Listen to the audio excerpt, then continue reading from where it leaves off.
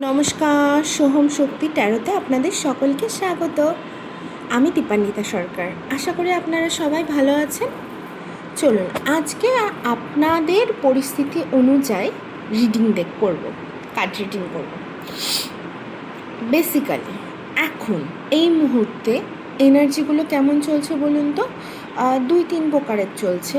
কেউ পরিবার থেকে ভীষণ দুঃখ পাচ্ছে, কেউ বা তার পার্টনারের থেকে দুঃখ পাচ্ছে। হঠাৎ করে সব কিছু পাল্টিয়ে গেছে।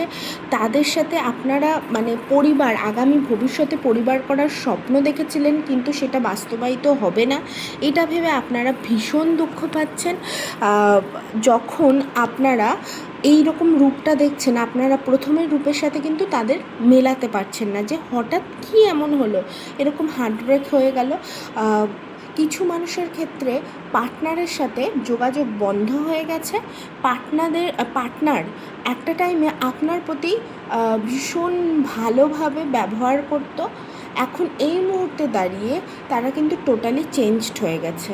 এর ফলে আপনার কি হয়েছে, আপনার তো হার্টব্রেক হয়েইছে, কিন্তু আপনার প্যানিক অ্যাটাক, রাতে ঘুম না আসা, সারা রাত জেগে থাকা, এই জিনিসটা হয়েছে। আর কিছু মানুষের ক্ষেত্রে তার পরিবার থেকে, আমরা কি করি, আমাদের তো পরিবারের সাথে খুব ইমোশনাল, খুব অনুভূতিপ্রবণ সম্পর্ক থাকে, মায়ের সাথে, বাবার সাথে, দাদার সাথে, যে কারোর সাথে, কেউ দাদা বলুন, দিদি বলুন, ভাই বলুন, বোন বলুন, সবার সাথে আমাদের একটা পারিবারিক রিলেশন থাকে। কিন্তু এই মুহূর্তে দাঁড়িয়ে কিছু মানুষের এই পরিবার থেকে প্রচণ্ড রকমের আঘাত পাচ্ছেন। আপনি চাইছেন তারা এই মুহূর্তে আপনাদের পাশে দাঁড়াক, কিন্তু কোনো দিনই তারা দাঁড়ায়নি। তো তাদের থেকে এই এক্সপেকটেশন রাখা উচিতই না। আমি এর আগেও বলেছি, আমাদের ভালোবাসতে হলে শর্ত নিরপেক্ষভাবে ভালোবাসতে হবে।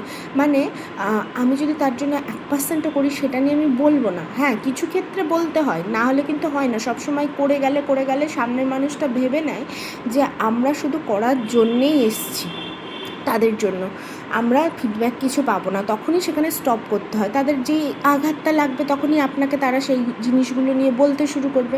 এই জিনিসটাই বর্তমানে পারিবারিক কেন্দ্রিকে হচ্ছে। মায়ের সাথে তো স্পেশালি হচ্ছে আপনাদের, মা এরকম হতে পারে আমাদের কল্পনার বাইরে, তাই না?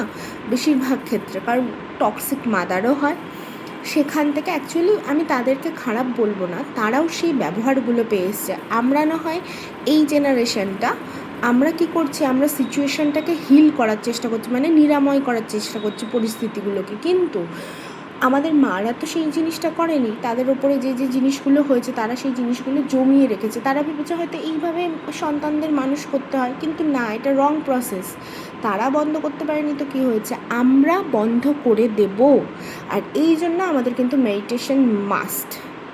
আপনারা ভীষণ বাজেভাবে এখন কষ্টে আছেন, সারা রাত ঘুম আসছে না। আমি বলবো ব্রিদিং এক্সারসাইজ করুন, শ্বাস নিন, শ্বাস ছাড়ুন। এটা 36 বার করে করবেন, 36 টাইমস। ওকে, সকালে ঘুম থেকে যদি 10 মিনিটও ঘুম হয়, ঘুম থেকে ওঠার পরে করবেন, আর রাত্রে ঘুমাতে যাওয়ার আগে করবেন। যদি রিডিংটা রেজোনেট হয়ে থাকে, তাহলে অবশ্যই লাইক, শেয়ার আর ফলো করতে কিন্তু ভুলবেন না। Energy exchange must.